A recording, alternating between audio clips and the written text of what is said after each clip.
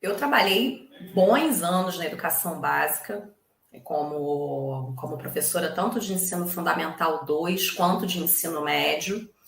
E é um grande desafio, em primeiro lugar, né? Você ir para a sala de aula, você estar na sala de aula, lidando com crianças em idade escolar e adolescente já é por si só algo que transcende, é uma batalha.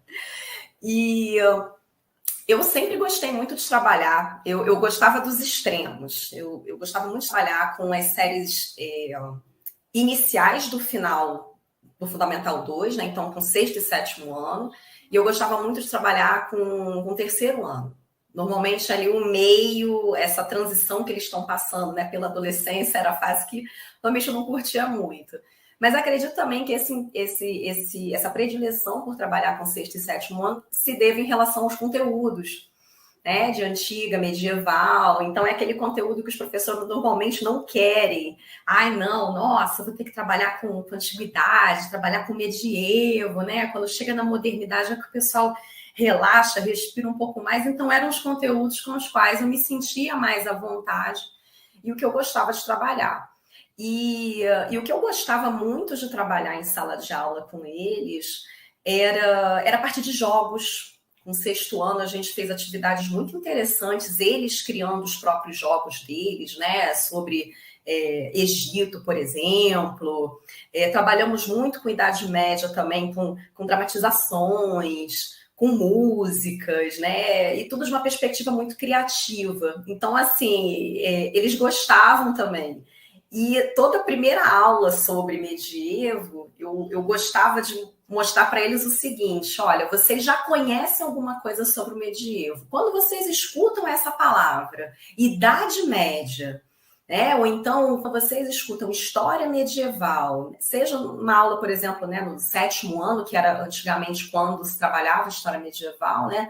Ou então já no primeiro ano do ensino médio, o que vem à mente de vocês? Eu adorava fazer isso, porque a gente observa como esses estereótipos, que são a partir dos quais muitas das vezes nós nos interessamos pela própria Idade Média, como eles chegam até esses estudantes também e como a gente tem um potencial enorme para se trabalhar. E aí vem as perguntas, né? Professora, mas era assim mesmo? Professora, mas naquela série tal, assim que eu estou assistindo, isso aconteceu? Mas no jogo que eu estou jogando tem um personagem com esse nome, ele existiu? Então você vê que, assim, quando você aproxima o objeto que você está trabalhando, no caso aí, o medievo do seu aluno, você vê o quanto ele já conhece também sobre aquilo, o quanto fica mais fácil para você fazer essa transposição pedagógica. Então, eram ferramentas que eu gostava muito, estratégias que eu utilizava muito em sala de aula com eles e que tornavam as aulas assim mais dialógicas, mais ricas, mais interessantes, porque eles de fato participavam mais ativamente, porque eles sentiam que eles conheciam algo.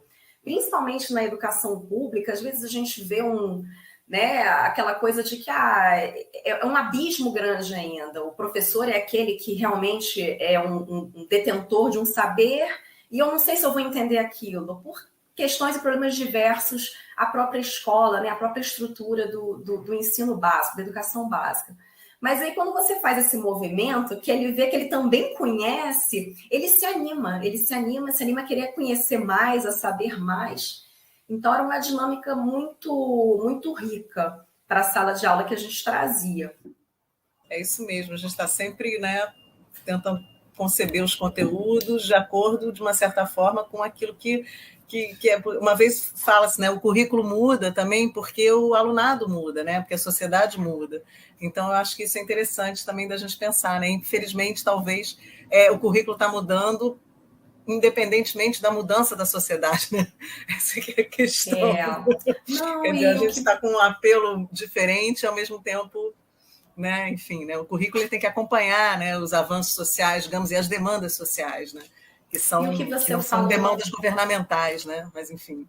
É verdade. Mas o que você citou agora também, Ana Paula, que eu acabei nem comentando especificamente sobre isso, que é a retirada praticamente das ciências humanas do nosso currículo, né? Como isso é danoso, como isso fere uma série de princípios básicos aos quais os seres humanos deveriam ter acesso.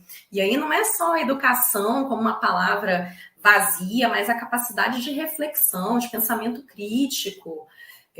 As outras áreas dos saberes, obviamente, são importantes. É importante a matemática, é importante as ciências, né? São importantes. Agora, é justamente na história, na geografia, na filosofia, na sociologia, que você vai abrir ali para discussão, para o debate, para reflexão.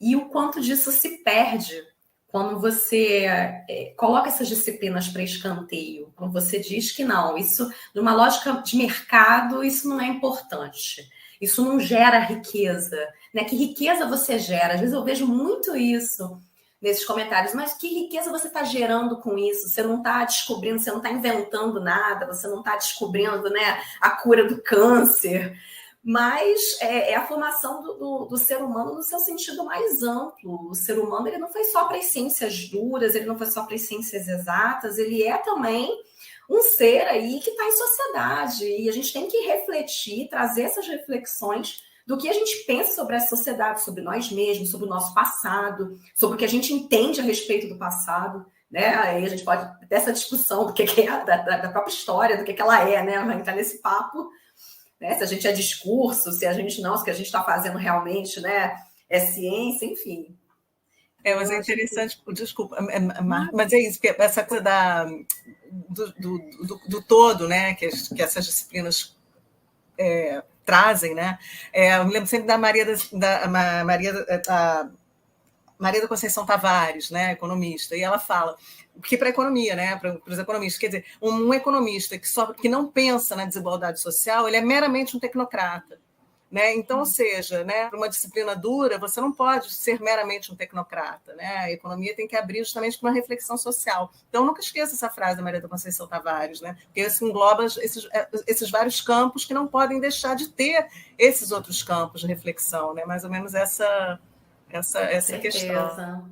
Enquanto vocês estão falando, eu estava pensando, né? Como é que você teria matemática, química, física, como é que você teria isso tudo se essas pessoas não se reconhecessem como seres humanos, não tivessem ideia do que foi feito antes deles? Como é que ele poderia achar que ele criou algo do nada? Enfim, né? Então, assim, é uma discussão que realmente chega até a ser deprimente por ser tão óbvia, né? Não tem como você querer que as ciências duras, exatas, sejam entendidas como ciências e estimuladas porque produzem, né, algo que vai reverter para a sociedade, enquanto as ciências humanas é que dão aos seres humanos a dimensão de que eles são humanos, né?